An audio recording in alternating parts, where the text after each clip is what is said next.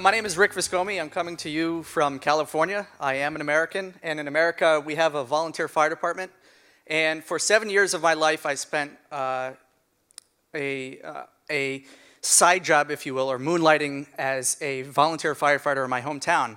And I rose through the ranks to the positions of lieutenant and captain. And as I was doing this, I sort of tried to think about how to apply this to my day job, which is now as a web developer at YouTube. And the similarities started to emerge when you think about the organization of firefighting.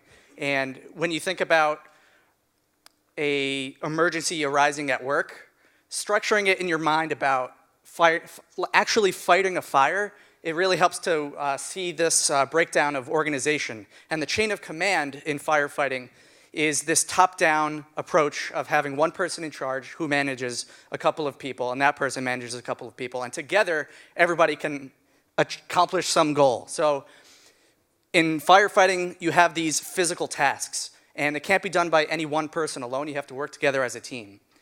And as a lieutenant in the fire department, you have something called a span of control. The idea is that a person can only really effectively manage between 3 and 7 people.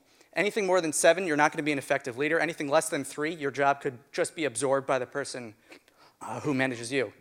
And applying this to development, it dawned on me that as an individual contributor on my team, I should really only be managing between 3 and 7 things at a time. Anything more than that, I'm just going to lose focus. Number 2 that I learned is effective communication. This is actually the most important thing. And when you communicate effectively as a team, things get done more smoothly. And the Personnel Accountability Report, or PAR, is your way of giving your status update to the team. That's a lot like the Scrum meetings that you have every day, or their stand-ups. And when you're communicating, everybody needs to be in the same dictionary. You all need to use the same words. Instead of GIF, let's say GIF. You need to speak meaningfully. Like when you say something, make it count.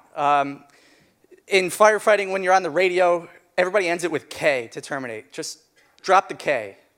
Firefighting priorities. So we have to first focus on saving lives, incident stabilization, making sure the fire doesn't spread, and number 3, property conservation. And the only ones that really matter here are property conservation in terms of development, because nobody's lives are really at stake unless you're building some really high critical application. But most of us, we have to fight these attackers or spammers in YouTube's case.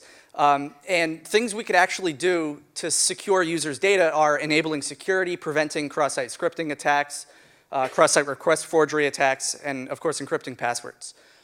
The other thing that is really important is to challenge the assumptions of the people that you work with. This is something I call ideological deprecation. You have to sort of drop the old way of thinking and embrace the new. And this guy that is holding the fire hose, it really is laughable to somebody who's actually been in a fire, because you would be passing out from the smoke in something like this. And the nozzle that he's using is way too small. It's like the equivalent of using a garden hose on a house that's on fire. So in the development world, we have to think about the things that are obsolete and start thinking about the new.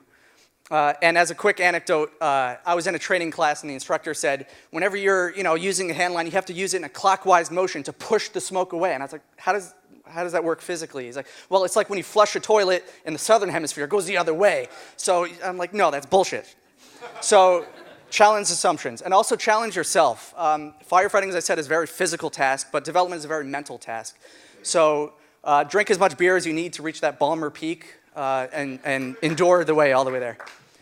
So also learn something new. Whenever you have a challenge, just go all the way and really try to put yourself in the right frame of mind to learn something new. This is a picture of thermal imaging camera. That's a really cool new technology. And finally, take initiative. Be a leader. I didn't want to be a leader in the fire department. Managing somebody's lives is really stressful. But take the initiative. You're going to learn a lot. And thank you very much. This is the summary. Be organized, communicate effectively, protect user data, challenge assumptions, challenge yourself. Thank you.